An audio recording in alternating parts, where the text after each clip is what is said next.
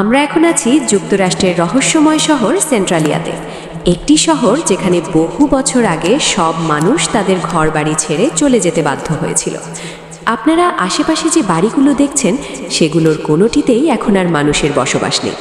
পুরো শহরটাই যেন সময়ের কাছে পরাজিত হয়ে পরিত্যক্ত অবস্থায় পড়ে আছে।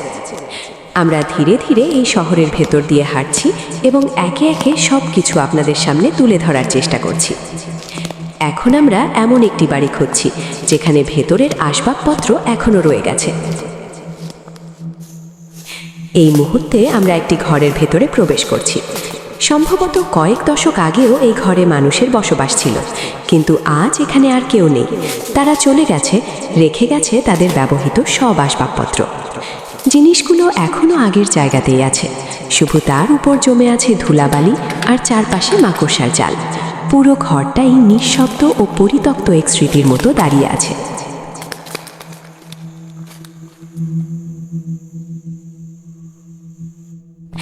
এবার আমরা আরেকটি বাড়িতে প্রবেশ করলাম। বাড়িটা দেখে মনে হচ্ছে এটা হয়তো একসময় কোনো ধনী পরিবারের ছিল। ভাবতে অবাক লাগে, এই বাড়িতেই একসময় হাসি, আনন্দ আর জীবনের গল্পে ভরপুর দিন কেটেছে, কিন্তু আজ সেই মানুষগুলো আর নেই, শুধু তাদের স্মৃতিগুলো রয়ে গেছে।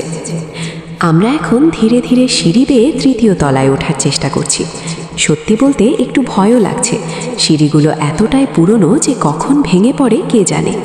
উপরে তাকালেই দেখা যায় চারপাশ মাকড়সার জালে ঢেকে আছে আর ধুলোয় ভরে গেছে পুরো পরিবেশ।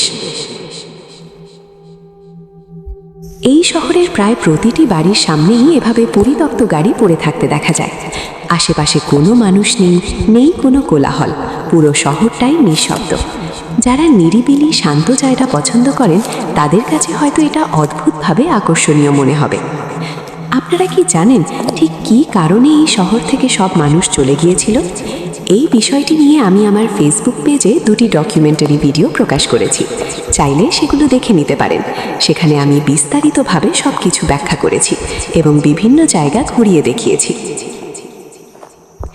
এখন আমরা রাস্তা ধরে সামনে এগিয়ে যাচ্ছি। আমাদের লক্ষ্য সেন্ট্রালিয়ার সেই পরিত্যক্ত ট্রেন স্টেশন, সেটাই এখন খুঁজছি। আমরা একটি শর্টকাট রাস্তা ধরেছি যা একটি পুরনো বাড়ির পাশ দিয়ে গেছে। হয়তো একসময় এখানে অনেক মানুষ বসবাস করত। আমরা ধীরে ধীরে এই পথ দিয়ে জঙ্গলের ভেতর দিয়ে এগিয়ে যাচ্ছি। একটু ভয় লাগলেও ট্রেন স্টেশনে দ্রুত পৌঁছানোর জন্য এই পথটাই সবচেয়ে ভালো মনে হলো। এটা হচ্ছে সেই সেন্ট্রালিয়ার পরিত্যক্ত ট্রেন স্টেশন। ওই দিকে আরও এগোলে আরও অনেক পুরনো ট্রেন দেখা যাবে, তবে আমরা এই দিকটাই আপনাদের দেখাচ্ছি। দেখুন কিভাবে দশকের পর দশক ধরে ট্রেনগুলো এভাবেই পড়ে আছে। এখন হয়তো এসব ট্রেনের ভেতর সাপ, পোকামাকড় বা নানা প্রাণীর বসবাস।